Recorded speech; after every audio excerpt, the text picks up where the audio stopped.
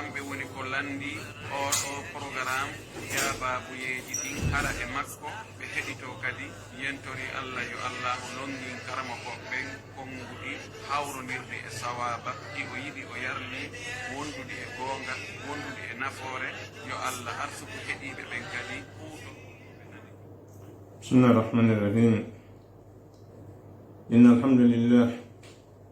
nahmaduhu wa nasta'inuhu wa nastaghfiruhu wa na'udhu billahi min shururi anfusina wa min sayyiati a'malina. Man yahdihillahu fala mudilla lahu wa man yudlil fala hadiya lahu. Wa ashhadu an la ilaha illa Allah wahdahu la sharika lahu wa ashhadu anna Muhammadan abduhu wa rasuluhu sallallahu alayhi wa ala alihi wa sahbihi wa sallama tasliman kathira. Yetti Allah subhanahu wa ta'ala wano Allah mo tawi himo hande yettede himo waɗi ko o yettire nden seedo ngotan kako makko ngun kanko Allah subhanahu wa ta'ala nden seedo o mo o suɓi o nuli e meɗen nelaɗo meɗen Muhammad bun Abdillah sallallahu alayhi wa sallama ko jiyaɗo makko wona kafidiɗo makko ko nulaɗo makko mo o suɓi o nuli e meɗen nden tomo kanko Allah subhanahu wa ta'ala yo o juulo e nelaɗo sallallahu alayhi wa sallama e ɓeygure maɓɓe nden e sohabaɓe maɓɓe ɓen e dow kala jaɓɓuɗo jokki pewal maɓɓe ngal ha ñandalngal ngal dari. Haray ɗen andintina musidɓe meɗen wonɓe en jentade e oɗo sa'i ko radio Bonheur 101.4 woni ko wonɗon e jentade. Haray no wowirɗen noon inchallah subhanahu wa ta'ala e tenen jeɗen fuu si tawi woni o sa'i ɗo fewndike haray goto e musidɓe meɗen hewtay ɗo andintina en fiikaɗo diina meɗen ka tawi ko fiikaɗo Allah subhanahu wa ta'ala woni ko tagi en fi muɗum. Haray ɗen jarrana musidɓe wonɓe accitude jenteteɗi ɗin fuu jento oɗo radio hara nde wiya ɓe ko saɗi maɓɓe ko tooli inchallah subhanahu wa ta'ala e haray e o kikiɗe meɗen ɗo toɓɓere nde wonɗen e yewtude fi muɗum nden ko toɓɓere nde tawi hinde himmi en moƴƴa iɗen hani wattande yila e muɗum fota anden ɗum gollitiren ɗum sabu nafa andugol ngol ko gollitirgol ngol. Haray ɗen tawa Allah subhanahu wa ta'ala yo Allah hawrindin en e muɗum ko yiɗi o yarli. Haray ko adi kon e yamodiray hulgol Allah subhanahu wa ta'ala oɗo Allah mo tawi e himo hana hulede. Hulgol Allah subhanahu wa ta'ala ko ɗum ɗo woni teddungal bani adama on, ko ɗum woni valeur makko on, ko ɗum ɗo Allah subhanahu wa ta'ala pesisa neɗɗo on ka makko. Anden haray e koko wonɗen e yewtude fi muɗum ɗo alwafa'u bil uhudi wal mawasiq, hunnugol ahadiji ɗin, yani ɗen andi neɗɗo on himo jogi ahadi hakkude makko e Allah subhanahu wa ta'ala madama julɗo, himo jogi ahadi hakkude makko e nelaɗo sallallahu alayhi wa sallam madama julɗo, himo heɓa ahadiji hakkude makko e yimɓe ɓe o wuridi ɗen woni ko julɓe woni wona julɓe. Idan haray ngol ɗo hunnugol ahadi ko jikku e jikkuji l'islam yamiri noddi e muɗum manti fi muɗum fodi moƴƴereji mawɗi e muɗum wonande jaɓɗo gollitir jikku on addi kambaji hulɓiniɗi wonande saliɗo jikkinade ɗum ɗo e julɓe ɓen. Haray wongol neɗɗo on neɗɗo julɗo on hunnowo ahadi ɗum ɗo no jeeya e sifaji ko yimɓe gomɗinɓe ɓen andira kon yimɓe gomɗinɓe ɓen no andira so ɓe ƴetti ahadi ɓe hunnay ahadi ndin. Hunnugol ahadi ko min ajalli makarimi l akhlaq, no jeeya e jikkuuji ɓurɗi teddude ɗin ɓurɗi mawnude ɗin ka Allah subhanahu wa ta'ala. sawa'un kanat tilka al uhud bayna al khaliqi wal makhluq am bayna al makhluqi wal makhluq. Foti noon ahadi ndin ko hakkunde taguɗo on e tagaɗo on ndi woni, haray no waɗɗi tagaɗo on hunnugol ahadi ndi o ƴettani taguɗo mo on. Den andi Allah kanko subhanahu wa ta'ala o humpiti en, kanko so o fodi o nundata ko inna Allaha la yukhlifu al-mi'at. Allah so wi'i sa waɗi ɗum ɗo o waɗante ɗum ɗo ko hattama waɗugol wo ko sa waɗani. Si o wi'i sa a waɗi ɗum ɗo o watte ɗum ɗo ko hattama waddema ɗum wo ko sa waɗani. Idan kanko fodode ɗe o fodi ɗen o lundata ko de kanko Allah subhanahu wa ta'ala. Ko an julɗo on wi'ete yo hunnu ahadi maɗa ndin ahadi nde ƴettanɗa Allah subhanahu wa ta'ala. Idan ahadi nde ƴettanɗa Allah ndin ko ya hunnundi. Ahadi wondi ndin hakkunde ma e yimɓe ɓen, sa ƴettani neɗɗo ahadi ko ya hunnu ahadi ndin hakkunde ma e makko. Woni noon o mo ƴettoduɗa ahadi ko julɗo, woni wona o julɗo an ko a julɗo. Si tawi kanko o moƴƴa an ko ya moƴƴu. Idan haray no fayima an neɗɗo julɗo on etagol anda ɗiɗo ɗiɗi no waɗɗi e hoore maɗa, ahadi wondi ndin hakkunde ma e taguɗoma on e ahadiji wondi ɗin hakkunde ma e tagoreji ɗin. فقد أمر الله تعالى بالوفاء بأهده فقال تعالى وبأهد الله أوفوا. قال ابن جرير وإيفاء ذلك أن تطيعوه فيما أمركم ونهاكم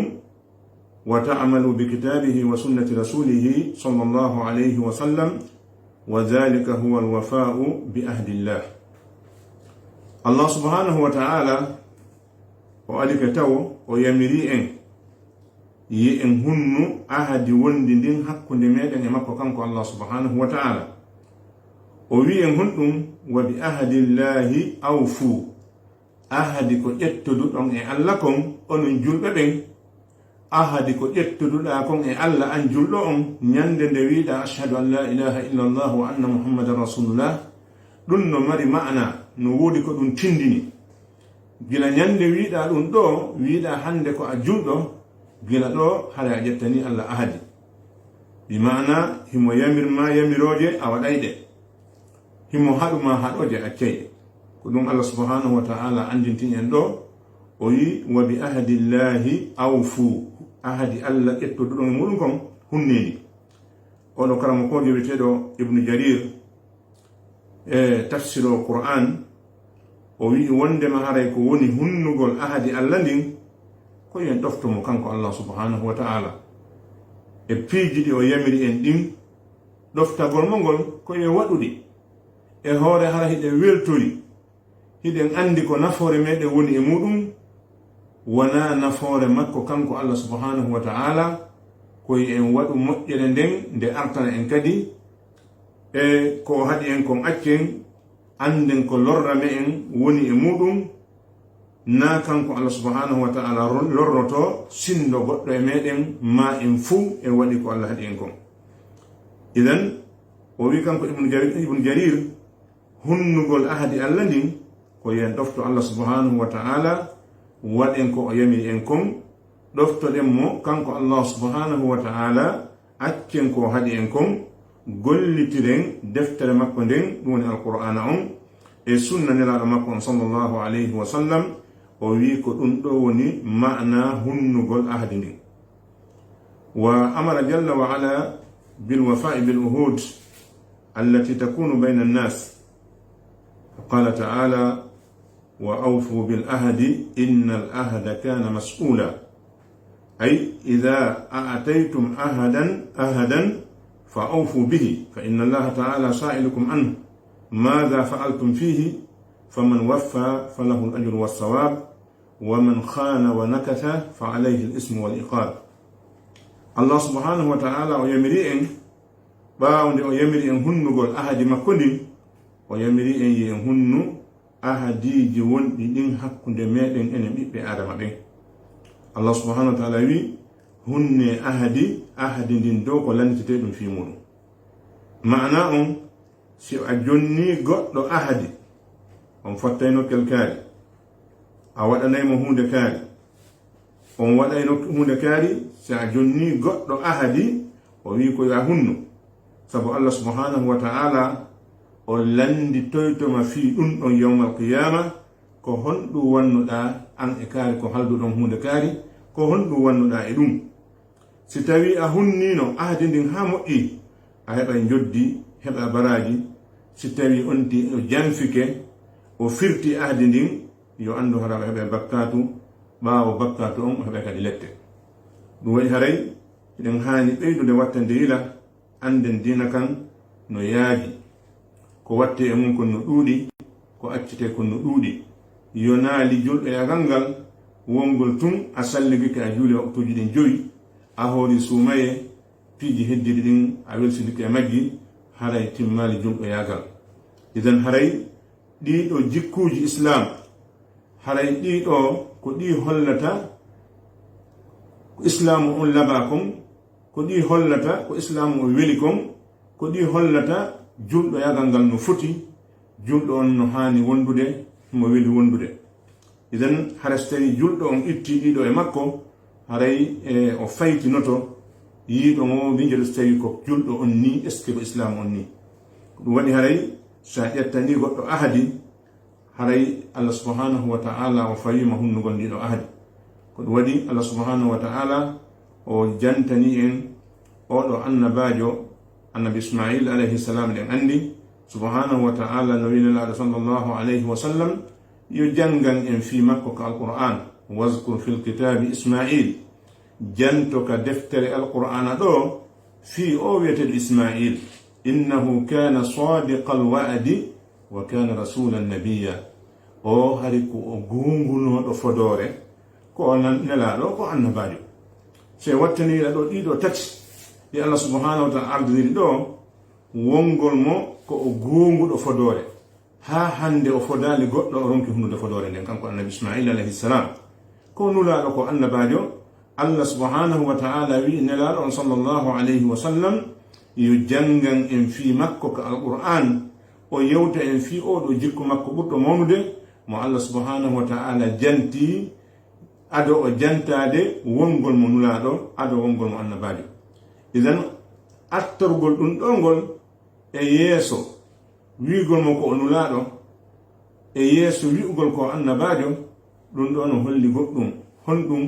wondema haray oɗo ko jikku mawɗo ni ko jikku mo tawata so neɗɗo jikkinorimo no yoni ko o mantire no yoni ko yiɗire haray ko o cuɗari islamu on. idan ko ɗum waɗi goto e su'ara wi ida qulta fi shay'in na'am fa atimmahu fa inna na'am haqqun aw fa inna na'am daynun ala al-hurri wajibun fa ida qulta fi shay'in na'am fa atimmahu fa inna na'am daynun ala al-hurri wajibun. o wi sa yehi ha a wi goɗɗo hunde awa mi waɗay awa mi watta haray ko ya eto timmina ɗum wiiɗa kon awa woni ahadi woni noon ko yahugol fotta e nokku woni ko waɗugol goɗɗum woni ko accugol goɗɗum si woni ha an e neɗɗo o yewti ha a wi awa mi waɗay hunde kaari o wi fa atimmahu wakkilo timmina ɗum ɗon fa inna na'am sabu wiigol ngol awa e hunde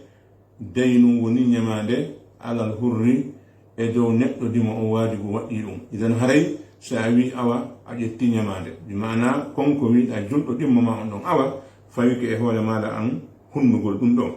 idan haray wal wafa'u bil uhud min sifati al uqala ulil albab qala ta'ala innama yatadhakkaru ulul albab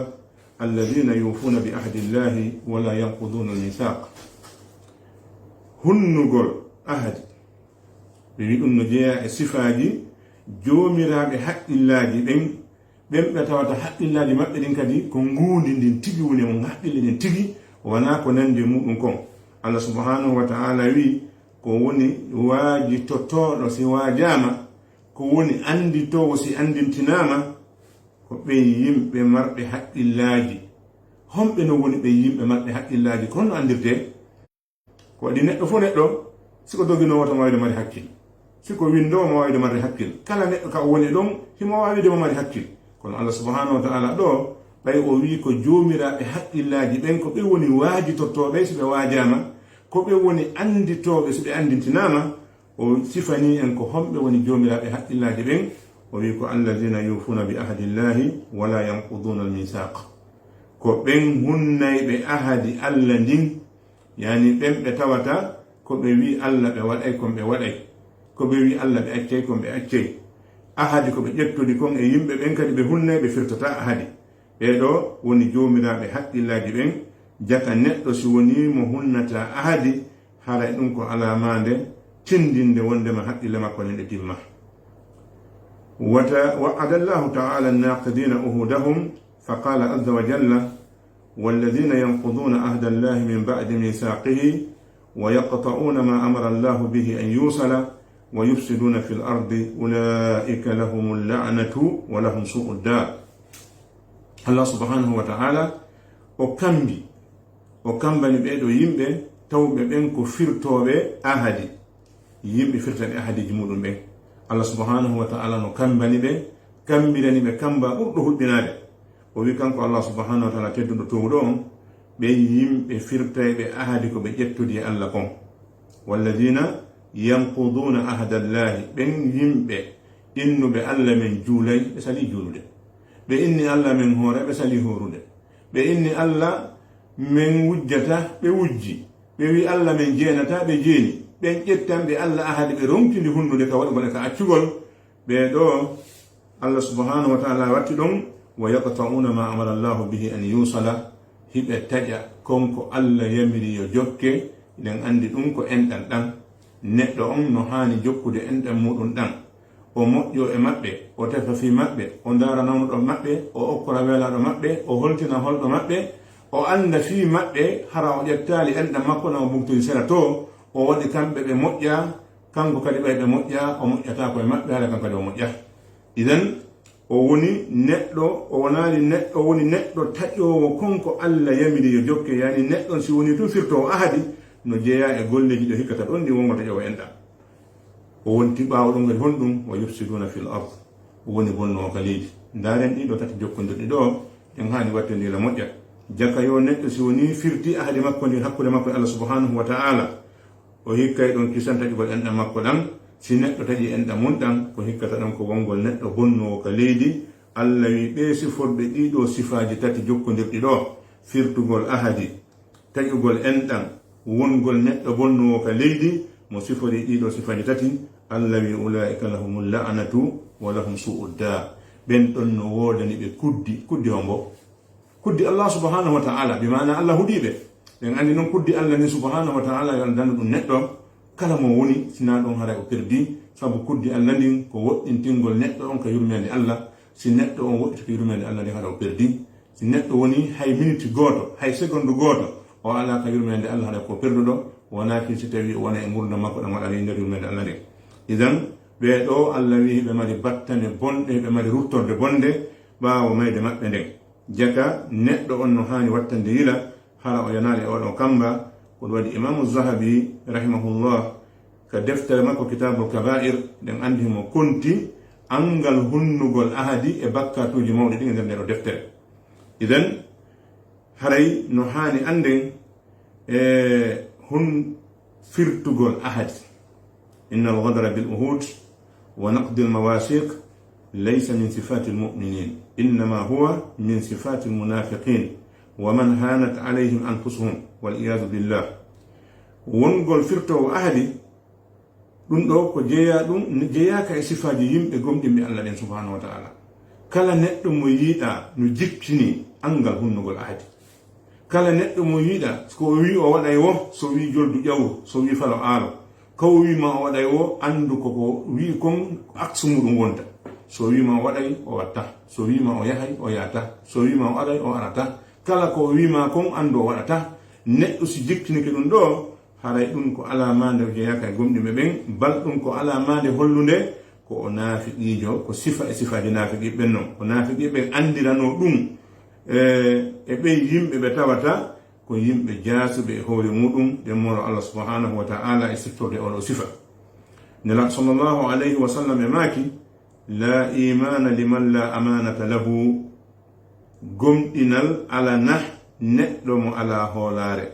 yani neɗɗo mo tawata so hoolama o hunnata hoolare nden o timminta hoolare nden o yaltitanay hooliɗo mon ka o sikka neɗɗo si tawi ko ni o wayi nelaɗo maaki haray oɗo o mara ko wiyete kon imanu ɓe maaki wala diina liman la ahada lahu ala diina ala nah on neɗɗo mo mara ahadi neɗɗo mo tawata ko halda wo o firtay nelaɗo maaki oɗo o mara diina ndaren ɗo nelaɗo sallllahu alayhi wa sallam ɗiɗo piiji ɗiɗi ɓe riiwi e neɗɗo ɓe maaki si tawi neɗɗo hoolare ko o hoola kon o tottata kala ka sikkuɗamo ɗon na ɗon tawatamo ɗum ɗo noon koye piiji ɗin fuu woni ko e jawdi woni ko e kala hunde masalan joni oɗo neɗɗo mo wonduɗa ka nder suudu tawi hiɗa hoolimo o jamfatako o yaltata o suuɗata ko o jeenoya tawi wona ɗum o woni imana o mara iman wona noon kañum kadi neɗɗo golloditeɗo maɗa on si tawi kala ko wiɗamo yo waɗi o waɗata kala ko accirɗamo o watta ka woni ɗon ko sikkuɗamo ɗo na ɗon o yaltata a sikkimo ko moƴƴete na o moƴƴo a sikkimo ko hunno ante na o hunno aadi ka sikkunama ɗon na ɗon o woni nelaɗo maaki oɗo o mara ko ete kon iman sinno somo marno iman o honayno ka o hoola ɗon o ñinna hoolare nden o tabintina nde ɓe maaki neɗɗo mo tawata kala ko o haldida o firtay neɗɗo ko neɗɗo haɗa ko neɗɗo mo mara diina rawahu ahmad wa qala sallllahu alayhi wa sallam arba'un man kunna fihi kana munafiqan khalisan wa man kanat fihi khaslatun minhunna kanat fihi khaslatun min an-nifaq hatta yad'aha idha tumina khana wa idha haddasa kadhaba wa idha ahada ghadara wa idha khasama fajara muttafaqun alayh e hadith goddo go be maaki kambe nala sallallahu alayhi wa sallam be maaki piiji nayi wattani la di moƴƴade ɗi ɗo no haani goto kala wallina ɗi yeeso muɗum waɗa ɗi tintorgal o tinto ɗon hoore makko par ce que nelaɗo ko maaki ko sallallahu alayhi wa sallam ko hunde hulɓininde wonande goto kala e meɗen ɓe maaki arba'un piiji nayi man kunna fihi kala mo ɗi woni e muɗum kala mo ɗi nayi woni e muɗum kana munafiqan khalisan haray o woni nafiqijo laaɓuɗo pos bimana haray nafiqiyagal makko ngal ngal jilla e koyte iman kon hay fus haray ko o nafiqijo pure ko nafiqijo 100% ɗum ɗon hulɓini nelaɗo sallllahu alayhi wa sallama ɓen andi ɓe makata ko e beleɗe ko allah subhanahu wa ta'ala wahayini e maɓɓe ko ɓe woni kon e makude idan si ɓe maaki ɗiɗo piiji nayi siɗi woni e neɗɗo haray ko nafiqijo tigi haray julɗo fof julɗo no hani wallinde ɗi yeeso muɗum ndaara hoore muɗum est ce que ko o naafiqi ka ko gomɗinɗo ɓay ko imma wona gomɗinɗo ma wona naafiqi idan ɓe maaki arano e ɗiɗo on ɓe maaki kan waman kanat fihi haslatu minhunna kanat fihi haslatu min annifaq si gootum e ɗi woni e neɗɗo haray geɓum e naafiqiyagal woni e makko bi mana ɗiɗo nayi sa tumbiniriɗi haray a heɓi naafiqiyagal ngal 100%. sa heɓi gootum e majji a heɓi naafiqiyagal ngal 25%. sa heɓi ɗiɗi e majji a heɓi naafiqiyagal 50%. sa heɓi tati e majji a heɓi naafiqiyagal 75%. siɗi nayi timmi a woni naafiqi 100%. idan ɗum ɗo ko hunde nde tawata en hani wattidel e muɗum moƴƴa mo kala e meɗen innaka e a mesirɗimo ma on e majji dey mesiri hoorema taw ko waɗi neɗɗo on ko hoorema taw a ndaara e hoorema ha anda a moƴƴi on tuma noon nodda yimɓe ɓen e muɗum hara awa aali wonko oya wino kon yabna adam la takun kal misbahi tuhriqu nafsaka wa tudi'u li ghayrik kam ɓinguel adama tawawa lampuhum karasin lampuhum pétrole hikun sunnude hoore makkum hikun jalbinen heddiɓɓe en andi buusi ko noon waɗi buusi wongol sa huɓɓiningol hingol sumude ngol taaya kono ngol jalbinani heddiɓɓe wonɓe maggol ɓen heɓde nafoore nden kangol ngo sumude neɗɗo si wayi ni haren hulɓinanimo neɗɗo hana hoɓde ni wona ya wonu acca hoorema inna moƴƴina yimɓe ɓen to moƴƴini hoore ma taw sa moƴƴini hoore ma gayni on tuma noon inna moƴƴine goɗɗo. Idan haray ɓe maaki ɗiɗo nayi fannin on ti accalɗi haray ɗum ɗo ko ni woni go'o e majji on ida tumina khana on mo tawi si o hoolama tun o janfoto. Subhanallah, neɗɗo mo tawi si o hoolama o janfoto hooliɗoma on wonaka o sikki ɗon o tawa yayma ko aksu muɗum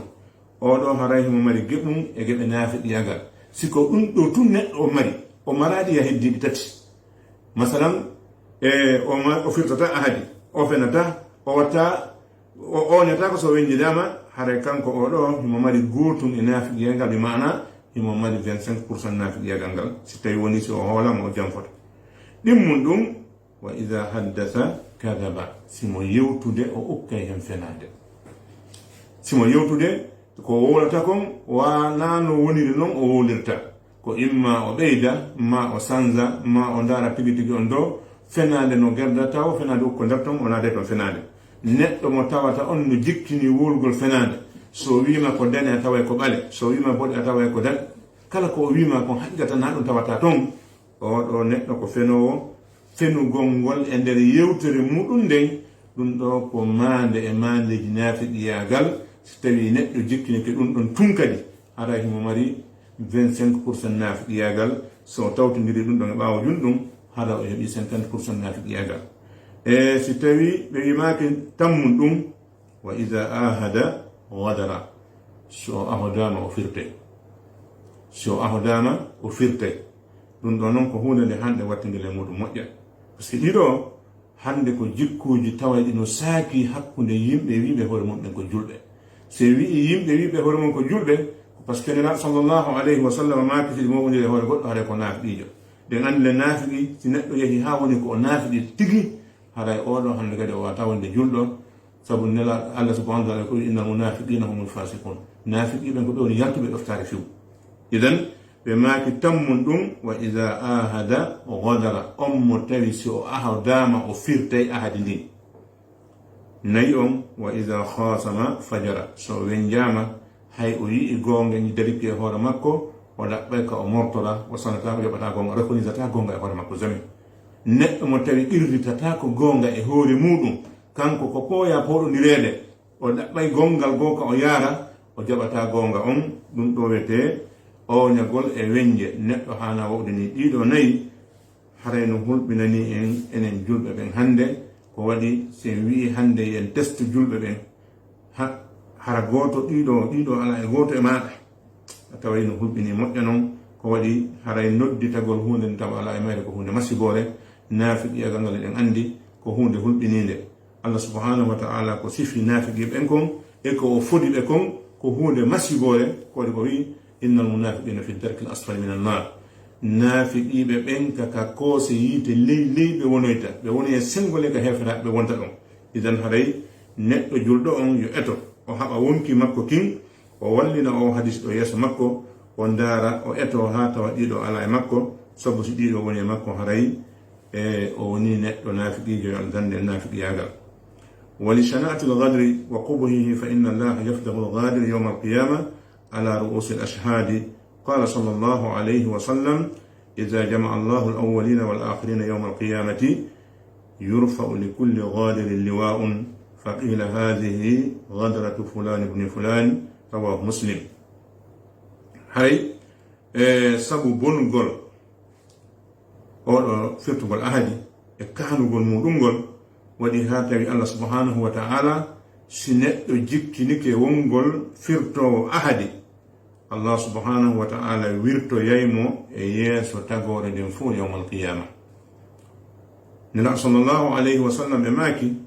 si Allah mo be diroyi arambe ben e sakkitibe be nyande dangal yani gilandama e baba meden adam alayhi salam ha hewti sakkitado dañe dem ka hoore leedi do fu immintinama darnama nokku nguutu Allah subhanahu wa ta'ala tone darapo wonande kala neddo firtayno do ahadi kala neɗɗo firtanoɗo ahadi o townante darapohum kum waɗe dow ewne ɗum ɗo ko jamfa kaari ɓiɗɗo kaari on ni ɗum noon huɓɓiniri haya no hani neɗɗo julɗo on o wattanila moƴƴa o tasko ko woni wadde kon o tasko ko woni wolde kon ko waɗi haray so a andi ko ni woniri ɗo ya a wiide hunde nden awa wattayila moƴƴa anda hi ko wonɗa wiide awa ɗo awa wawi wadde ɗum ko andi ɓe wi al itizaru fi lbidaya hayrum min al itizari fi nihaya ngantinagol ka fuɗɗode ɓuri ngantinoyagol ka sappitode goɗɗo ari ɗaɗɗirima hunde waɗanan hunde kaari ta a hawjo wiya awa tasko anda hi modi awa wawi wadde ɗum ɗo innamo awa si tawoyi alhaali yanti a ronki heɓude feere waɗugol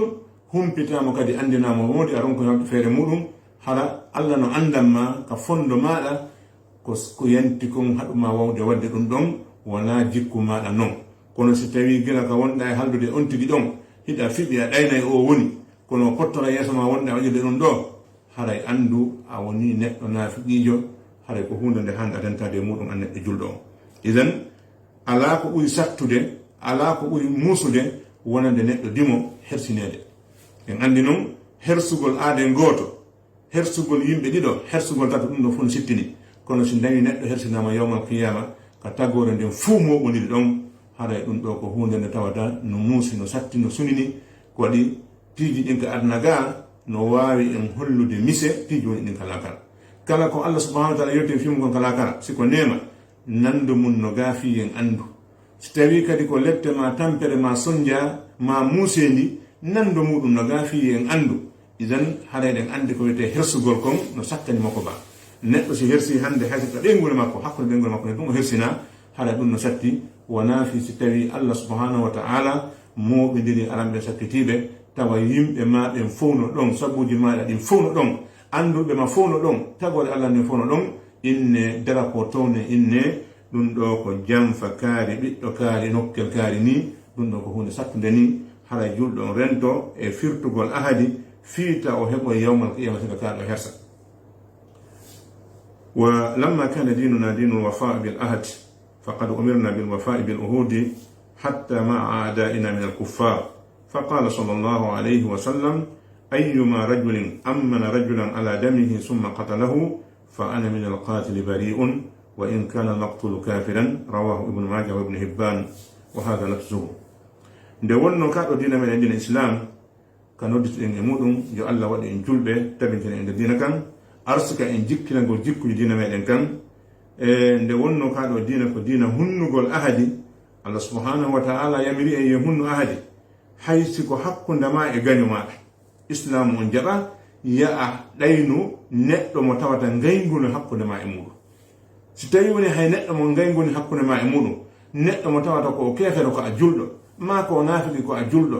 hanaka ɗayna o ɗo hanaka ƴettana o ahdi firta itti sikki tan e julɗo ɗimmo maɗa mo tawata ko on dina wota ko on deftere wotere ko nulaɓe goto haray oɗon ɓuri handude e angal ɗaynede on idan dina meɗen kan no rentini en e ɗaynugol hay kefeero nelaɗo sallllahu alayhi wa sallam ɓe maaki kala gorko holnuɗo gorko e dow ƴiiƴam makko ɗan ani goɗɗo kefeero ɗo ka ɗora fattoma o innami torikema e dandan julɓe ɗimmoɓe maɗa ɓen taɓe nangan taɓe waran taɓe piyan innamo ella ala mi ƴettanima ahadi won moggo an ɗo goto mematama acca ha o wona ka maɗa ɗon hoddama ɗo warama an wiɗo ƴettima ahadi wondema o heɓata probléme ka maɗa ɗon o nelaɗo makko sallllahu alayhi wa sallam mo waɗi ɗum haray kamɓe nelaɗo sallllahu alayhi wa sallam hiɓe dandini e on waɗɗo ɗum haysi tawi non mo wari en ko kefeero yani sa ƴettani neɗɗo ahadi a dandaymo haysi ko kefeero madama a ƴettanimo ahadi a dandaymo ta a yiltito e ɓaawo janfitoɗamo waramo ma waɗamo bone sa waɗi ɗum nelaɗo makko sallllahu alayhi wa sallam haray hunde alda on so tawi noon neɗɗo yeehi ha tawi kanko nelaɗo sallllahu alayhi wa sallam hunde aldaɓe haray eɗen andi pellet walla ko neɗɗo perduɗo bal inna allaha taala yawma alqiyama yuhaju an almagduri didda algadir qala sallllahu alayhi wa sallam qala allahu salatatun ana gasmuhum yawma alqiyama rajulun a'ata bi thumma gadala wa rajulun ba'a hurran فأكل ثمنه ورجل استأجر أجيرا فاستوفى منه ولم يؤت أجره رواه البخاري. دين ميدن كان هذا تزور ودين هنغول أحد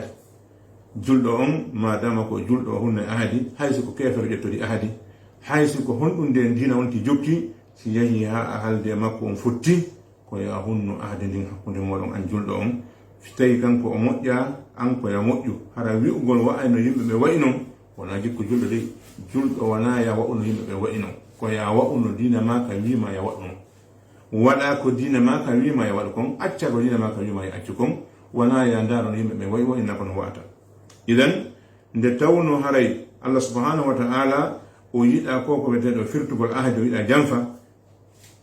o wi kanko subhanahu wa ta'ala yawmal qiyama si aroyama tato o wenja e maɓɓe bi mana yimɓe tato Allah dukidoya e maɓɓe yeddodiroya e maɓɓe. Allah subhanahu wa ta'ala wi tato min komi wenjidoyowo e maɓɓe yawmal qiyama arano on ko gorko okkuɗo fi an o firti neɗɗo ƴettuɗo ahadi o waɗay fi Allah subhanahu wa ta'ala o waɗay fi Allah o yinni o waɗay o yirto o firta e neɗɗo ƴettuɗo neɗɗo dimo yeeyimo ñaami coggu makko e neɗɗo ƴettuɗo gollowo golle wo golle gollanan ɗum ɗo o inna mi jaɗimi gollay a jonnaylan hunde kaari on haldi on fotti ko ɗum ɗon jonnatama o golla golle ɗen gasa ndara ɓay o neɓali ka golle ɗon inna ni joddi no ɗuuɗi ɓay buy e firtaɓe ahadi ɓen ka joddiji ko ɗum watta ɓe tawa ado golle ɗen fuɗɗede tawa golle ɗen no satte yeeso maɓɓe ɓe tiɗini fi majje ɓe mawnini joni noon si golle ɗe yahoyi ha ɓe tawi ɗe gasi ɓe yawoɗe ɓe fanɗina ɓe inna golluɗon ko wiɗa ɗo no ɗuuɗi joni haɗa mi wawa tawade ɗum ɗon fof ɓay ɓe andi golle ɗen gasi ɗum ɗo ko hunde masihore ni nde julɗo hala jikkinorde no wodi no yimɓe marɓe dolokaji jani kontaɓe ko makko baɓe kono hara ko ɗum jikku maɓɓe on ɗum ɗon ko hunde huɓininde ɓe maaki ɓe ɗo tato Allah wenja e maɓɓe yawmal qiyama neɗɗo okkirɗo fi Allah o firti neɗɗo yeeyɗo dimo ñaami joggu makko e gollinɗo gollowo on golla golle ɗen ha timma no haldirɗon non ronkamo jonnude joddi makko ndin inna yoɓatamo ɗum ɗo ko hunde wondude hakke molnaɗo nde tawata julɗo ha na jikkinade ɗum buyno heɓa probléme ji hande se wattana lila taway ko siga ɗi jikkuji watta ha on tiɓa siga ɗin probléme ji gollingol goɗɗo fiiɗa ɓurimo doole kurkamo soroɗa ƴette joddi makko ndi jonnamo o immo o yaha o lepto o tampa ɓengure makko nden saako ƴetta joddi makko ko ñama joɗɗa fanka sikka ɗum yaare ni Allah subhanahu wa ta'ala o toñata o wallata kadi toñowo iden haray Allah subhanahu wa ta'ala si wenji non neɗɗo yawmal qiyama sikki ala kala neɗɗo mo Allah wonani avocat o gañoto ɗum haray Allah subhanahu wa ta'ala o wi ko kanko wonata avocat oɗo neɗɗo kurkaɗo sala jonnede joddi muɗum yawmal qiyama ma oɗo dimo yeeyaɗo ñaama coggu muɗum ma ɗum oɗo jaliɗo okki fi Allah subhanahu wa ta'ala o firti kono woni haray neɗɗo no hani wattande yila e ahadi makko ndi bi fata ahadu al uhuda ƴewtinde ahadiji maɗa ɗin allati alaykum fa hafizu alayha ɗi ahadiji mo wonɗi e hoore moɗon reneɗi wa tubu mimma farrattum fihi minha qabla an yakutata daru tuube e ko welsidi ɗon e muɗum kon ɗo e nde tawata neɗɗo wawata heƴƴitade hande kadi par ce que neɗɗo si a wi'ede ya waɗu jaɓu waɗa fewno ka weɗa ya waɗu ɗon sa wiyama ya accu jaɓu acca fewno ka weɗa ya accu ɗon ko waɗi sa waɗali ɗum ñande goo aroy tawa hande kadi a wawata heɓɓitade joni noon fewno ka heɓɓitoto ɗon eto heɓɓitoɗa ɗon watta yila e ahadiji maɗa ɗin ko min e hombo haldi etoɗa hunna ko haldiraɗa e muɗum kon e si tawi hiɗa haldidano ko feƴƴi firtuɗa etoɗa tuuba ɗum ɗon andade ka ɓay ɗum ɗon a jikku moƴƴo ni wona ko neɗɗo hani jikkinorde ko hunde waɗande neɗɗo naafiki idan min mi woɗtoto ɗum ɗo etoɗa woɗtoɗa ɗum sa waɗi ɗum a heɓe malore kono sa jogoɗike a wattanani lesiga ɗi piiji a sikkay ko a mokko ba sikka ko a jumɗo sikkayɗa jokki sooɓe aroya yawmal qiyama tawa jaka yo ko wonɗa yangade kon fof a saki ɗum ka laawo idan haray ko waɗɗi kon kay hoore neɗɗo julɗo on yo wattale muɗum falwajibatu shar'iyya hiya uhudum baynakum wa bayna Allah أن تفعلوها كالتوحيد والصلاة والزكاة وبر الوالدين وصلة الرحم وطاعة أولي الأمر في المعروف. ɗiɗo piiji ɗi sari on waɗɗini e hoore meɗen ɗi ko ahadi hakkunde meɗen Allah subhanahu wa ta'ala wonno wirnoɗen noon ko alande laawol e hare no waɗɗi e hoore neɗɗo on yo waɗuɗi wonno wotinɗingol Allah subhanahu wa ta'ala. wotinɗingol Allah ngol ko ahadi en andi hande no woodi julɓe wiyeɓe ñande o ñande iyyaka na'budu wa iyyaka nasta'in ɓe wola ɗum ɗon laabi 17 ko fanɗi wo ko fanɗi e nder waktuji ɗi joyi kono si weeti bimbi na ɗum ɓe waɗata si hiiri na ɗum ɓe watta. Allah ko an tum min rewata tawa ɓe mari rewteɗi ɗum.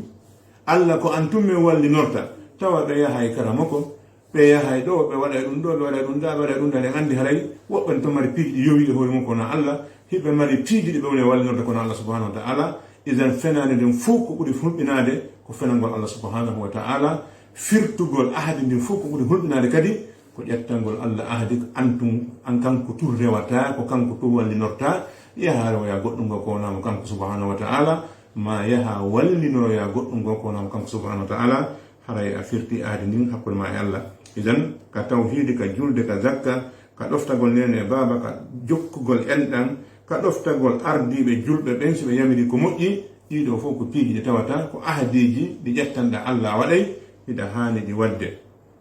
kono noon kañum kadi wal muharramatu shar'iyya hiya uhudum baynakum wa bayna Allah an tajtanibuha kashirki wal bid'i wal fawahish wal zulmi wal udwan. ɗiɗo harmori ka sari'a ɗiɗo kadi ko ahadi hakkunde maɗa e Allah subhanahu wa ta'ala. a ƴettani Allah ahadi e buy no gasa hara famali wondema so tawi neɗɗo wi hoore makko ko julɗo o an haray hande kadi ko ahadi o ƴetti. ɓe wi al islam huwa al istislamu lillah. sa wi komi julɗo haray a holli hande kadi an a jebbinanike Allah ko watta wo ko si a yamirama ko accata kon koko haɗaɗa kon na a yamirta hoore ma hande kadi ko waɗata wona an harminanta hoore ma hande kadi an ko a sabbiɗo yamirore waɗa ko a sabbiɗo hande de acca. idan haray ɗiɗo harmoɗi ɗiɗo kadi ko ahadi hakkunde ma Allah subhanahu wa ta'ala. accugol zina, accugol fenade, accugol nguyka, accugol ñoore, accugol baddi, accugol siga ɗi ko ahadi hakkunde ma Allah subhanahu wa ta'ala. sa accali ɗi haray a firti ahadi ndi. idan haray ko ya woɗɗoto ɗiɗo woɗɗoɗa sirku woɗɗoɗa bid'a woɗɗotoɗa zina woɗɗotoɗa towñugol e daggitugol e hoore yimɓe ɓen fiiɗa wawi ɓe ɗum ɗo kadi sa waɗa ɗum haray ɗa firti ahadi ndi hakkunde ma Allah subhanahu wa ta'ala. wal uqudu allati baynakum wa bayna al jiha التي تعملون لها حكوميا كانت أو خاصة هي أهود عليكم الوفاء بها. كون نكون كدي دي دو أهديجي دي أن دو جتدودا ɓe wonɗa e gollande ɓen woni ko laamu wonɗa e gollande woni ko privé wonɗa e gollude. so tawi a ƴettama golle e nokkure a wi'ama ko olere ɗo hanɗa arde wona ha e olere ɗo sa uyti ɗum ɗon e hoore tawala haɗa firti ahdi ndi. so a wiyama ko ɗum ɗo hanɗa wadde ari a waɗali ɗum haɗa firti ahdi ndi. kala ko firtuɗa e nder ko halda ton kon condition ji waɗaɗi nder ton ɗin kala ko sañiɗa respectude e muɗum ɗum no woni kaka jannugol woni kaka ñawdugol woni kala ka domin mo halfinaɗa ahadi ndi haldeɗa joƴƴinaɗa ɗon ndin si a hunnali ndi woni ko privé wonɗa golla noon public haray a firti ahadi a jeyama e natuɓe e o mako nelaɗo sallllahu alayhi wa sallama no jeeya e mandeji naafiƴegal ngal wongol neɗɗo on so a hodama o firta. haray ko ɗum waɗi hande so wattani gila en taway hiɗen ukki moƴƴa noon haray ɗen ukki moƴƴa ɗum waɗi ɗen hani rentade wattani gila anden haray julɗo on o wawi timmude o wawi moƴƴude o saga nde tawata o jonniti Allah subhanahu wa ta'ala ahadiji ɗi ƴettanimo ɗin ɗum woni waɗugol yamiroje ɗen o acca haɗoje ɗen kanko yimɓe ɓe o wuuridi ɓe woni goldude ɓen kadi on daara kala ko tawata ko woni ahadi ma sarti hakkudeji maɓɓe o hunna ɗum. kono noon kañum kadi no jeeya e ahadiji ɗi tawata neɗɗo no hani hunnude assurutu allati istahlaltum biha furuja nisaikum hiya uhudun azima wa mawasiqu ghaliza yajibu alwafa'u biha wa fiha yaqulu ta'ala wa akhadna minkum mithaqan ghaliza. sarti mo ƴettuduɗa e sonnajo ma faalaɗa resude o inni a min de si a jombaylan ko sarti on ko hunde kaari a inni mi jaɓi on sarti mo wiɗa ɗon mi ƴettimo mi jombete e hoore on sarti ɗon jombamo ha gasa ɓay hande kadi ande woni korɗo maɗa woni le juuɗe maɗa daroɗa firta few inna a waɗata ma saɗoɗa wadde fanka ɗon ɗum ɗo kadi haray anda a firti ahadi ndiɗo ahadi Allah subhanahu wa ta'ala wi wata firtu o wi on ƴettudi e maɓɓe ahadi sattudi. Idan haray ɗum ɗo fof ko piiji ɗi tawata neɗɗo julɗo on no hani wattodila e muɗum o reeno. E si tawi woni jama julɓe ɓen goto kala waɗɗitike hunnugol ko woni kon e hoore makko e ahadi, e jonnitugol ko woni kon e hoore makko e hoolare, e sartiji ɗin haray no hande welo welo gon no suumi jama on fuu fi honɗum haray goto kala makoda e ɗimmo muɗum on. So yii jama on hande mo kala no makude ɗimmo muɗum on, jon jawdi ndin no makude gollowo on, e jannowo on no mapide jannete ton yan piiji ɗin fof da e kontugol mo kala ka halfina ɗon hande halfinɗomo on haray mo maapi fi honɗum jama on jikkinike mo kala ƴettay ahadi fiyo hendo golle ɗen fiyo hendo joddi hun kun kono sartimo o ha sartodira fiyo o gollu on yo o gollu on o watta on ɗo. ɗum ɗon ko hunde hulɓinide ni hara sa waɗi ɗum ɗo a heɓi probléme Allah subhanahu wa ta'ala. ɓen hande masala jon jannoɓen hande buyno yahay ka lekkol ko yahata darankino joɗinkino ndara téléphone ɗon fiyo lero on feƴƴi hoota ka suudu kono tawa haaju mum ala e jannugol fewɓe ɓe inna jannuɓen, haaju mum ala e jannugol ɓe innaɓe janne kon contrôle tawi ɓe wawi ɓe wawa defa ko haaju mum on fuu ko yo yahu hewta ka lekkol wona ari jooɗo ɗon coka téléphone ha lere yona immo hoota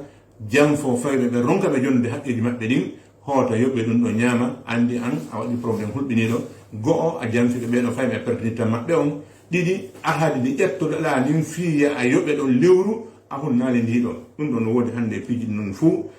yeeyoɓɓen kan ɗum ɗo wonatake hande sa ahodi hande e soferjo ma ahodi e menuisier jo ma ahodi e maçon jo ma ahodi e kala ouvrier jo waɗaɓe golle ouvrier ma a ƴetti yeeyowo enni yeeyuɗo ko ɗum ɗo e ɗum ɗo woni nanon ma ga ko gona ɗum ɗo kon a jeeya haray a tawa oɗon neɗɗo so tawi Allah feññinanima kon e ɓernde makko kon ko neɗɗo goɗɗo go wona ko sikkuɗamo ɗon woni ɗum ɗo so yimɓe ɓe yiltitaki e muɗum ɓe taski hoore maɓɓe ɓe renti e janfagol sikka yimɓe ɓe woni janfade haray yoɓe andu ɗo ko wonɗa e janfade kon ko hoorema wonɗa e janfade. Man amila salihan fali nafsihi wa man asaa fa alayha. mo golli ko moƴƴi sa a nunɗi ka golle maɗa a golli golle ɗen no haniri noon a waɗi ko wi'a kon no wi'ira noon e fewno nde wi'a nden